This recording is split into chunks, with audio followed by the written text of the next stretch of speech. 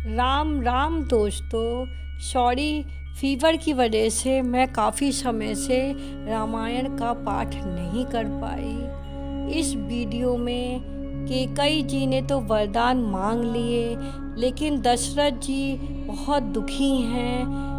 वो ऐसे तड़प रहे हैं जैसे मछली पानी के बिना तड़पती है। वैसे ही वो राम जी के वनवास के नाम से बहुत तड़प रहे हैं। देखो भक्तों, भगवान भक्त की हर इच्छा पूरी करते हैं। पिछले जन्म में मनु जी ने मांगा था कि आप मेरे पुत्र के रूप में जन्म लें, और अगर आप मुझसे अलग हटें तो मैं ऐसे तड़पूं जैसे मछली जल के बिना तड़पती है।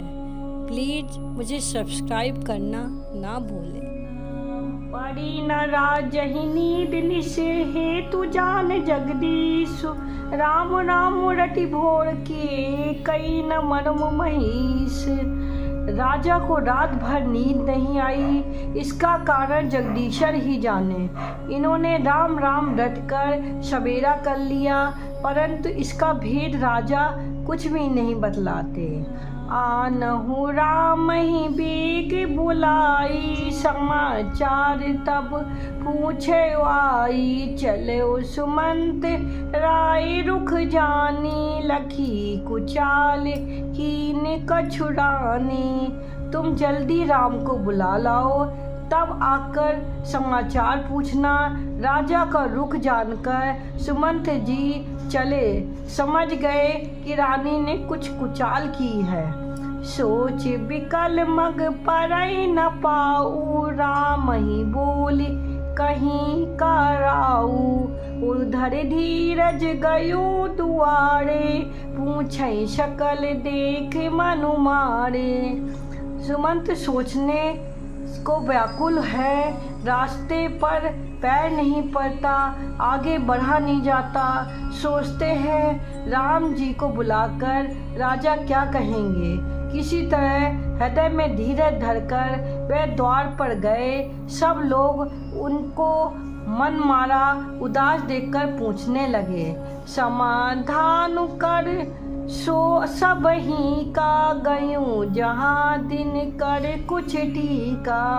राम सुमत्र ही आबत देखा, आदर कीन पिता सम लेखा। सब लोगों का समाधान करके सुमंत वहाँ गए जहाँ सूर्यकुल के तिलक श्री रामचंद्र जी थे। श्री रामचंद्र जी ने सुमंत को आते देखा तो पिता के समान समझकर उनका आदर किया।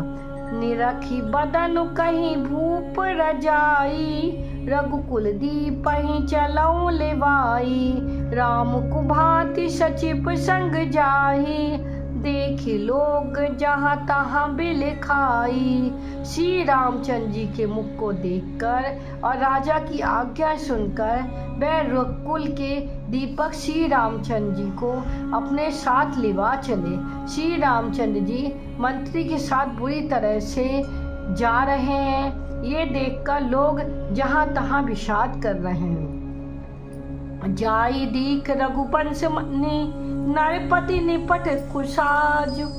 सहम पड़े लख सिंध नहीं, मनो वृद्ध गजराजु। रघुवंश मणि श्री रामचंद्र जी ने जाकर देखा कि राजा अत्यंत ही बुरी हालत में पड़े हैं, मानो सिंहनी को देखकर कोई बूढ़ा गजराज सहम कर गिर पड़ा हो। सूखई अदर जरई सब अंगु, मनहु दीन मनि हीन भुअंगु। सरसु समीप दीख के कई, मानहु मीच घड़ी गन लेहि। राजा के ओठ सूख रहे हैं और शरीर जल रहा है, मानो मर के बिना साफ दुखी हो रहा है। पास ही क्रोध से भरी कैकेयी को देखा, मानो मृत्यु ही बैठी है, घड़ियां गिन रही है। करुणा में मधुराम सुभाऊ, प्रथम दीख दुख सुना न काहू। तदपि धीर धर समौ विचारी, पूछी मधुर बचन महतारी। श्री रामचंद्र जी का स्वभाव कोमल और करुणामय है। उन्होंने पहली बार ये दुख देखा, इससे पहले कभी उन्होंने दुख सुना भी नहीं था। तो ये समय का विचार करके हृदय को धीरज धरकर उन्होंने मीठे वचनों से माता कैकेयी से पूछा, मोहि कहु मातु तात दुख कारण, करई जतन जहि होई निवारण। सुनौ राम सब कारण एहू, राजहि तुम पर बहुत स्नेहू। हे माता, मुझे पिताजी के दुख का कारण कहो, ताकि जिससे उसका निवारण हो, दुख दूर हो, ये यत्न किया जाए। कैकेयी ने कहा, हे राम, सुनो, सारा कारण यही है कि राजा का तुम पर बहुत स्नेह है। देन कहिन मोहि दुई परदाना, मांगो जो कछु मोहि सुहाना। सो सुन भयो भूप उड़ सोचू, छाड़ न सकई तुम्हारे संकोचू। इन्होंने मुझे 2 वरदान देने को कहा था, मुझे तो कुछ अच्छा लगा, वही मैंने मांगा।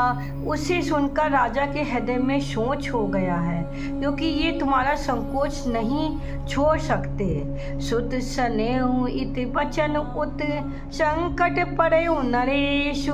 संकौ न आयुष धरऊ, सिर मेटौ कठिन कलेशु। इधर तो पुत्र का स्नेह है, उधर बचन। राजा इसी धर्म संकट में पड़ गए। यदि तुम कर सकते हो तो राजा की आज्ञा शिरोद्धार करो और इनके कठिन क्लेश को मिटाओ। निधारक बैठ कहीं कटुबानी, सुनत कठिनता अति अकुलानी। जीव कमान बचन सरनाना, मनो महीप मृदु लक्ष्य समाना। कैकेयी बेधड़क बैठी हुई ऐसी कड़वी वाणी कह रही है, जिसे सुनकर स्वयं कठोरता भी अत्यंत व्याकुल हो उठी। जीव धनुष है, वचन बहुत से तीर हैं, और मानो राजा ही कोमल निशाने के समान है। मन मुस्काई भानु कुल भानु, राम सहज आनंद निधानु। बोले बचन बिकट सब दूषण, मधु मंजुल जनु बाग विभूषण। शूर कुल के शूर, स्वाभाविक ही आनंद निधान श्री रामचंद्र जी मन में मुस्कुराकर सब दूषणों से रहित ऐसे कोमल और सुंदर वचन बोले, जो मानो वाणी के भूषण ही हैं। सुन जननी सोई सुत बड़ भागी, जो पितु मातु बचन अनुरागी। तने मातु पितु तोष निहारा, दुर्लभ जननी सकल संसारा। हे माता, सुनो, वही पुत्र बड़भागी है जो पिता माता के वचनों का अनुरागी पालन करने वाला है। माता पिता को संतुष्ट करने वाला पुत्र, हे जननी, सारे संसार में दुर्लभ है। मिलन मिलन विशेष बन, समय भांति हित मोर।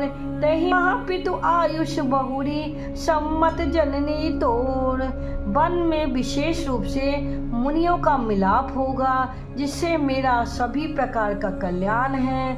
उसमें भी फिर पिताजी की आज्ञा और हे जननी तुम्हारी सम्मति है। भरतु प्राण प्रिय पावहि राजू, विधि सब विधि मोहि सन्मुख आजू। जो न जाऊं बन ऐसहु काजा, प्रथम गनय मोहि मूढ़ समाजम। और प्राण प्रिय भरत राज्य पावेंगे। इन सभी बातों को देखकर ये प्रतीत होता है कि आज विधाता सब प्रकार से मुझे सम्मुख है, मेरे अनुकूल है। यदि ऐसे काम के लिए भी मैं वन को ना जाऊं, तो मूर्खों के समाज में सबसे पहले मेरी गिनती करनी चाहिए। से बही अरंडु कल्प तरु त्यागी, परिहिर अमृत लेहि बिसु मागी, तेउ न पाई अस समौ चुकाई, देखु विचारि मातु मन माही। जो कल्प वृक्ष को छोड़कर रेंड की सेवा करते हैं, अमृत त्याग कर विष मांग लेते हैं, हे माता तुम मन में विचार करके देखो, वह महामूर्ख भी ऐसा मौका पाकर कभी नहीं चूकेंगे। अम्ब एक दुख मोहि विशेषी, निपट बिकल नरनायक देखी, थोड़ही बात पितई दुख भारी, होई प्रतीत न मोहि मतारी। हे माता, मुझे एक ही दुख विशेष रूप से हो रहा है, वह महाराजा को अत्यंत व्याकुल देखकर। इस थोड़ी सी बात के लिए ही पिताजी को इतनी भारी दुख हो रहा है। हे माता, मुझे इस पर विश्वास नहीं होता। राव धीर गुण उदित उग्धादु, भा मोहिते कहूँ पर अपराधु, जाते मोहिना कहट कछुराऊ, मोरी शपथ तोहि कहूँ सती भाऊ। क्योंकि महाराज तो बड़े ही धीर और गुणों के अथाह समुद्र हैं, अवश्य ही मुझसे कोई बड़ा अपराध हो गया है, जिसके कारण महाराजा मुझे कुछ कहते नहीं। तुम्हें मेरी सौगंध है माता, तुम सच सच कह दो। सहज सरल रघुबल बचन, कुमति कुटिल करी जान, चलई जोक चल गति, यद्यपि शरीर समान। रघुकुल में श्रेष्ठ श्री रामचंद्र जी के स्वभाव से भी सीधे बचनों की दुर्बुद्धि के कई टेढ़ा ही करके जान रही है। जैसे यद्यपि जल समान ही होता है, परंतु जोक उसमें टेढ़ी चाल से ही चलती है। रहसी रानी राम रुख पाई, बोली कपट स्नेहु जनाई, शपथ तुम्हारे भरत के आना, हेतु न दूसर मैं कछु जाना। रानी के कई श्री रामचंद्र जी को रुख पाकर हर्षित हो गई और कपटपूर्ण स्नेह दिखाकर बोली, तुम्हारी शपथ और भरत की सौगंध है, मुझे राजा के दुख का दूसरा कुछ भी कारण विदित नहीं है। तुम अपराध जोग नहीं ताता, जननी जनक बंधु सुख दाता, राम सत्य सब जो कछु कहूँ, तुम पितु मातु बचन रत आऊँ। हे तात, तो अपराध के योग्य नहीं हो, तुमसे माता पिता का अपराध बन पड़े ये संभव नहीं। तुम तो माता पिता और भाइयों को सुख देने वाले हो। हे राम, तुम जो कुछ कह रहे हो वह सब सत्य है। तुम पिता माता के वचनों के पालन में तत्पर हो। पितहि बुझाई कहूँ बलि सोई, चौथे पन जही आज सुना होई, तुम सब सुवन सुकृति जही दीने, उचित न तासु निरादर कीने। लाग गही मैं तुम्हारी बलिहारी जाती हूँ, तुम पिता को समझाकर वही कहो जिससे बुढ़ापे में उनका अपयश न हो। जिस पूर्ण ने इनको तुम जैसा पुत्र दिया है उसका निरादर करना उचित नहीं है। लागहि कुमुख बचन शुभ कैसे, मंगहि गया दिख तीरथ जैसे, राम ही मातु बचन सब भाए, जिम सुरसरी गत सलिल सुलहाए। केकई के बुरे मुख में ये शुभ वचन कैसे लगते हैं, जैसे मगध देश में गया आदिक तीर्थ। श्री रामचंद्र जी को माता केकई के सब वचन ऐसे अच्छे लगे जैसे गंगा जी में जाकर अच्छे बुरे सभी प्रकार के जल शुभ सुंदर ही हो जाते हैं। गई मूर्छा रामई सुमरी, नभ फिर कर बतलीन, सचिव राम आगमन कहीं विनय, समय सब कीन। इतने में राजा की मूर्छा दूर हो गई। उन्होंने राम का स्मरण करके राम राम कहकर फिर कर करबट ली। मंत्री ने श्री रामचंद्र जी का आना कहकर समय अनुकूल विनती की। अब निप अकनि राम पगुधारे, धरि धीरज तब नयन उघारे। सचिव समारी राव बैठारे, चरण परत नप राम निहारे। जब राजा ने सुना कि श्री रामचंद्र जी परिहारे हैं तो उन्होंने धीरज करके नेत्र खोले। मंत्री ने संभाल कर राजा को बैठाया।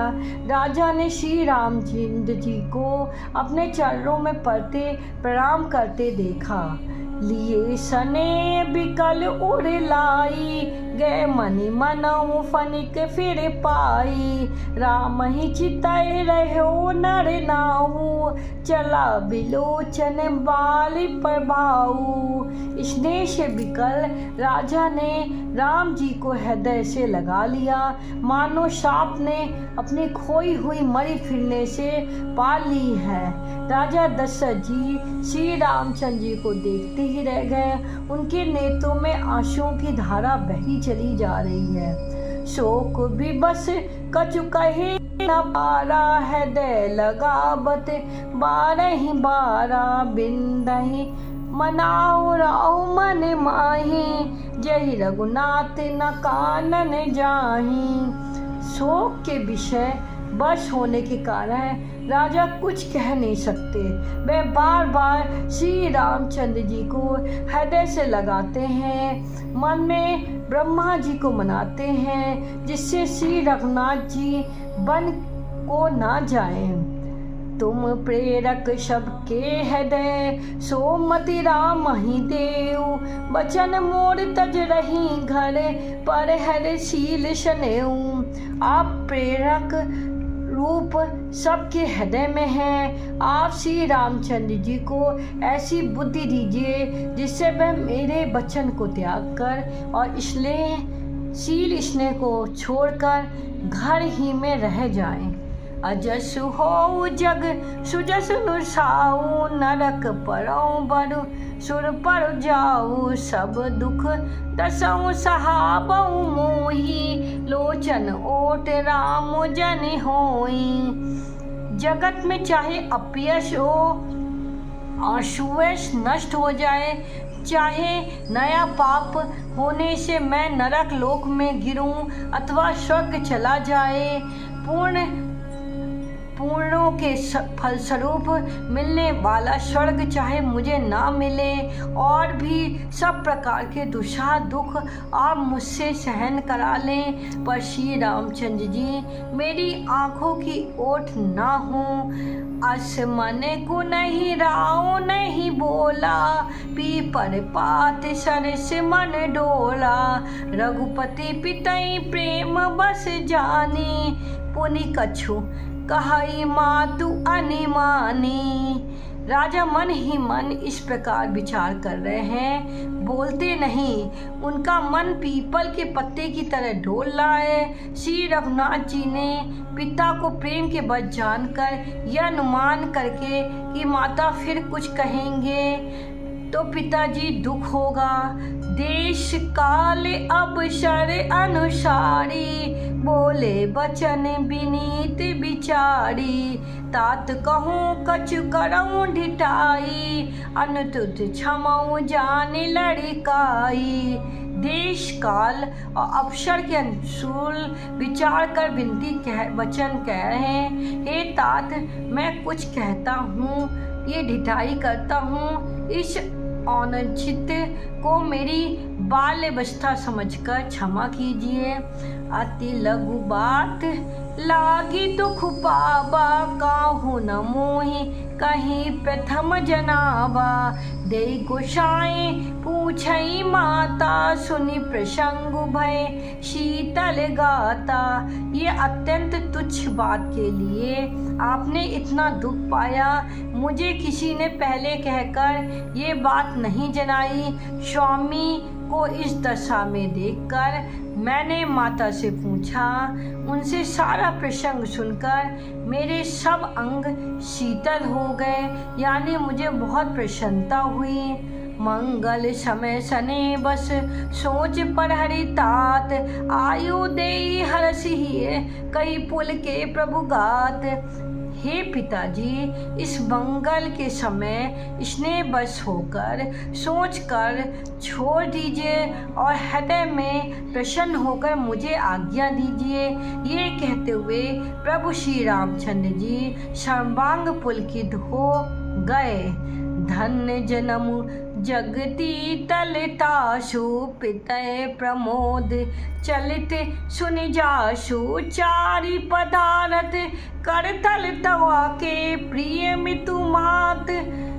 प्राण सम जाके उन्होंने फिर कहा, इस पृथ्वी तल पर उसका जन्म धन्य है जिसके चरित्र सुनकर पिता को परम आनंद हो, जिसको माता पिता प्राणों के समान प्रिय हैं। चारों पदार्थ अर्थ धर्म काम मोक्ष उसके कर तलगत मुट्ठी में रहते हैं।